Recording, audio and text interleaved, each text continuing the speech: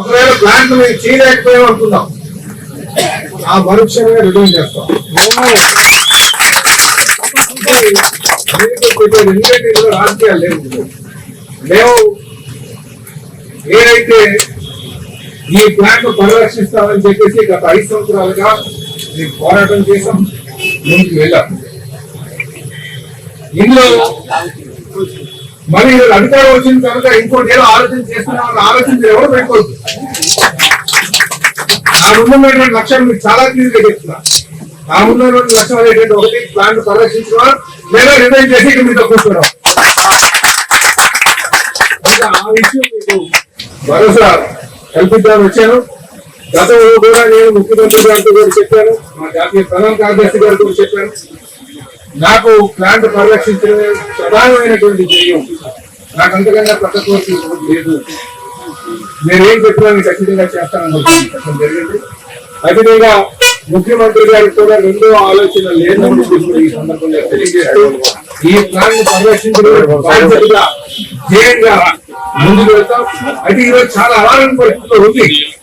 ఏ విధంగా పనిచేసుకోవాలని చెప్పేసి కనుక నేను ఖచ్చితంగా త్వరలోనే కేంద్రం నుంచి నిధులు తీసుకొస్తామని చెప్పేసి ఈ సందర్భంగా తెలియజేస్తూ నాకు ఈ అవకాశం ఇస్తుంది. అందరూ కూడా పేరు పేరున నమస్కారం తెలియజేస్తూ ఈరోజు విశాఖపట్నం స్టీల్ ప్లాంట్ పోరాట కమిటీ వారి దగ్గరికి మేము రావడం జరిగింది. ఏదైతే ఇక్కడ ఉన్నటువంటి వాస్తవిక పరిస్థితిని చూసిన తర్వాత దానికి ఎక్కువ మంది కార్మికులు అంటే ప్లాంట్ లో ఉన్నటువంటి వాస్తవిక పరిస్థితులు చూసిన తర్వాత కార్మికులు నిర్వాసితులందరూ కూడా చాలా ఆందోళన చెందుతున్నారు. దీన్ని ఏదో విధంగా మనం రివైవ్ చేయాలి, పునరుద్ధరించాలి అనే డిమాండ్ ఎప్పటి నుంచో నడుస్తుంది. మొన్న స్టీల్ మంత్రి గారు వచ్చారు, వాళ్ళకు భరోసా కల్పించారు. అయితే ఆర్థిక పరమైనటువంటి సహాయం అందించాల్సినటువంటి అవసరం ఉంది. ఆ నమ్మకం ఖచ్చితంగా మనకు అందుతుందని మాకు నమ్మకం వచ్చిన తర్వాత వీళ్ళకి కార్మికులందరికీ కూడా భరోసా కల్పించడానికి ఇక్కడికి వచ్చామని చెప్పి తెలియజేస్తున్నాం. అలాగే ఒకవేళ ప్లాంట్కి ఏమైనా అవుతే ఏంటి పరిస్థితి అనే ప్రశ్న కూడా వచ్చింది చాలా మంది దగ్గర నుంచి.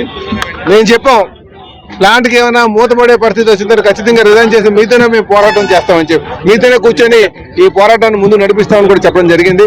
కానీ మాకు మా ముఖ్యమంత్రి గారి మీద, మా కేంద్రంలో ఉన్నటువంటి మా ఎంపీ గారి మీద, వీళ్ళందరూ మీద మాకు నమ్మకం ఉంది. ఖచ్చితంగా స్టీల్ ప్లాంట్ ని మళ్ళీ రివైవ్ చేసి పునరుద్ధరించి పూర్తి స్థాయి సామర్థ్యంతో నడిచే విధంగా మేము చేస్తామని చెప్పేసి కార్మికులు భరోసా కల్పించి మేము ఇక్కడి నుంచి సెలవు తీసుకుంటున్నాం.